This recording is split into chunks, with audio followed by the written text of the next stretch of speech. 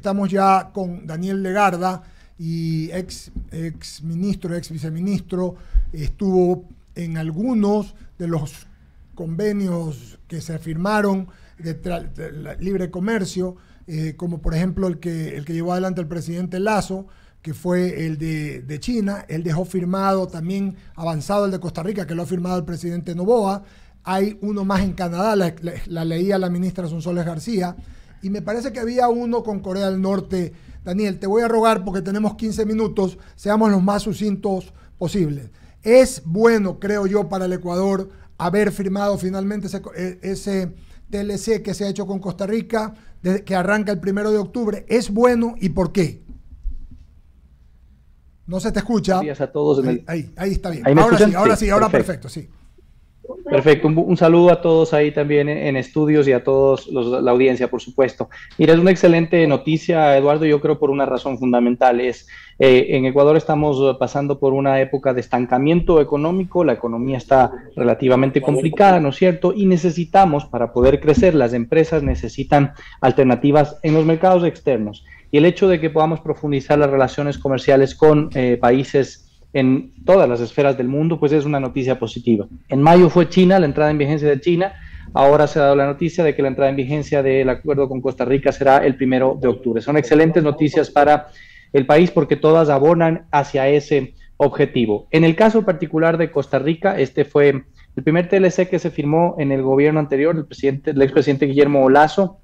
Se firmó, se avanzó en la Corte Constitucional, hubo que también hacer un ajuste por el dictamen de la Corte Constitucional sobre inversiones.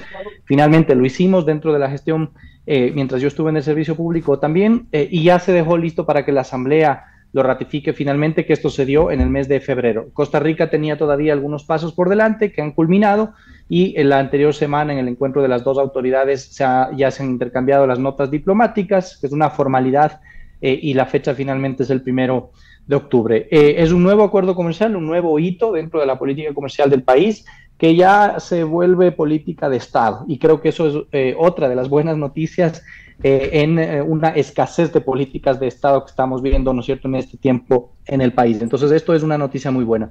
Números un poco para que la gente que nos escucha nos comprenda y pueda tener un contexto de qué significa esto. El comercio bilateral entre Ecuador y Costa Rica más o menos asciende a 120 millones de dólares entre ida y vuelta, entre exportaciones e importaciones. Hay un poco más de importaciones que de exportaciones, perdón. Esto es por materias primas principalmente para la industria metalmecánica. De total de productos que se intercambian, y particularmente de las exportaciones, un poquito más del 80% de esos productos van a ingresar con arancel cero a Costa Rica desde el 1 de octubre. Así se estableció en la negociación. Lo propio para las importaciones, un porcentaje muy similar.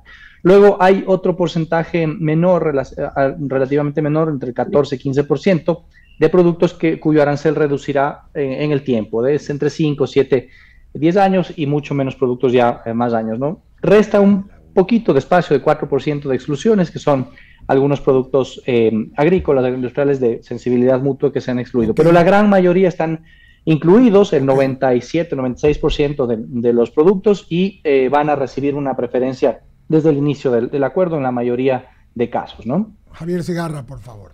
Gracias, Eduardo. ¿Cómo le va? La verdad que al país se requiere de alguna u otra forma abrir mercados. Estos acuerdos comerciales yo creo que deben ser fortalecidos permanentemente y dejar a un lado el tema político, porque si no, no logramos los propósitos o las metas que queremos. Y yo creo que si seguimos en este camino de seguir abriéndonos al mundo, el Ecuador va a ser diferente, inclusive para atraer la inversión extranjera. Sin duda, Javier, te agradezco por el comentario y saludos cordiales también. Bien. Esa fue parte de la gestión que se hizo, en realidad desde administraciones anteriores a la que yo estuve. Ha pasado por el trabajo de varias personas, a pesar de que en los gobiernos como tal no se creyó en esto. Caso clarísimo del gobierno del expresidente Rafael Correa, ¿no es cierto?, en donde hubo que luchar a viento y marea contra esa tendencia de cerrarle al país. Era una estrategia equivocada. Hoy, enhorabuena, se ha dado ya pasos importantes, y en la administración anterior lo que sí tuvimos fue un cambio estructural fundamental. ¿Por qué estructural, Javier? Porque Con el acuerdo con China, el de Costa Rica y próximamente el de Corea del Sur, que se sumará más adelante, que ahora lo complemento también, más del 50% de nuestro comercio internacional ya está cubierto por acuerdos comerciales. Es la mayoría del comercio. Eso es un cambio estructural, ya no hay vuelta atrás en ese sentido, y estas son buenas noticias porque permite esa seguridad jurídica que es hoy más que nunca necesaria en el país, ¿no es cierto? Y la visión de largo plazo para poder entender que el crecimiento de nuestras empresas, grandes, medianas, pequeñas, tiene que estar vinculado hacia los mercados externos, ¿no? Qué bueno que usted lo señale así. Ahora también. Qué bueno que usted lo señale así, porque no hay vuelta atrás en ese sentido. Y ese es el camino que hay que mantener como política de Estado, independientemente de quién esté en la presidencia de la República. Lo de Corea del Sur y Canadá, ¿cómo está? Justamente, Javier, el siguiente acuerdo entonces es Corea del Sur. Igualmente se dejó ya terminado el acuerdo en la administración anterior. En estos momentos hace falta que Corea termine algunos pasos internos relacionados simplemente con revisiones jurídicas y demás, pero el texto ya es público, ya está cerrado, está publicado en la web del ministerio desde antes del final de la administración anterior inclusive. Pero entiendo yo que tardará un poco más en poder ser ratificado, porque además tiene que pasar el proceso interno en Asamblea, Corte Constitucional, Asamblea y demás. Entonces eso ya lo veremos para el siguiente año seguramente. Y luego la negociación con Canadá, porque ese sí es un proceso todavía en negociación. El año anterior culminamos, antes del fin de administración, culminamos todo el marco jurídico, toda la cancha de las reglas que contendría el acuerdo comercial. Y ya en esta nueva administración inició formalmente la negociación que se está llevando a cabo. De hecho, en estas semanas, creo que la siguiente semana, se abre ya formalmente la tercera ronda de negociaciones que se realizará de manera virtual, de acuerdo a la información que han dado las autoridades, y los dos gobiernos esperan cerrar el acuerdo hacia finales de este año o máximo inicios del siguiente, pero en todo caso es un proceso que marcha bastante bien. Buena parte del equipo negociador es el equipo que ha venido trabajando en las anteriores administraciones también, que trabajó con mi caso y todo, así es que hay una garantía en ese sentido de que es un trabajo técnico muy bien llevado, pero por sobre todas las cosas es un tema positivo para el país porque continúa avanzando. El gran ausente dentro de esto sigue siendo lamentablemente Estados Unidos todavía. Claro, lo de México que nos permitía de alguna u otra manera ir a la Alianza del Pacífico, ¿eso quedó ahí ya estancado o no? Perdón, solo por decir algo, porque una vez más nos metieron un gol peor, decir, por las galletas, porque lo de México, no verdad, mi hermano, que decir, y perdóname que lo diga, nos estuvieron tonteando, Javier, y fue política, porque finalmente fue política de los de esa gallada, porque no nos permitieron de esa forma entrar, y perdona que te complementas, Javier, a la Alianza del Pacífico, ¿verdad? Sí.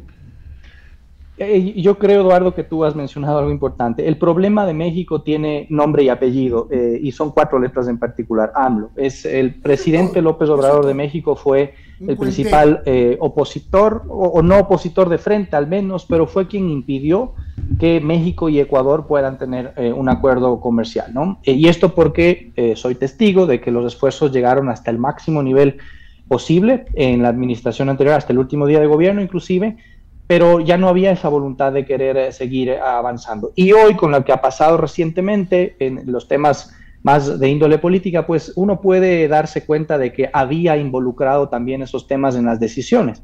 Queda claro entonces que el trabajo que se realizó en la administración anterior, sobre todo el trabajo técnico del ministerio, del equipo, de quienes estuvimos involucrados, fue un trabajo bien llevado que llevó hasta donde se podía llevar y que está ahí finalmente, ¿no? Quedó ya avanzada esa parte.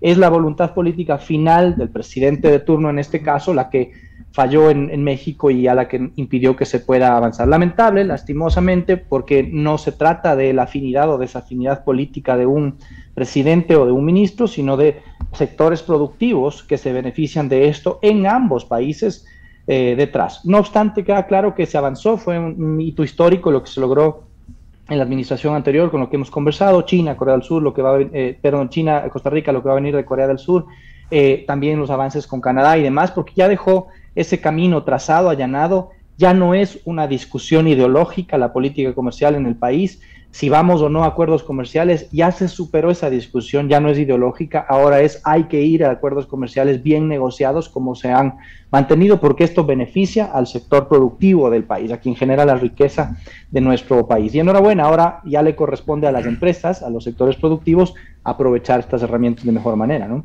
Estimado Daniel, agradecerle por Gracias, haber querido estado Daniel. con nosotros. Te mandamos un abrazo. Siempre hermano. un gusto. Gusto de saludarte y gracias. También un abrazo.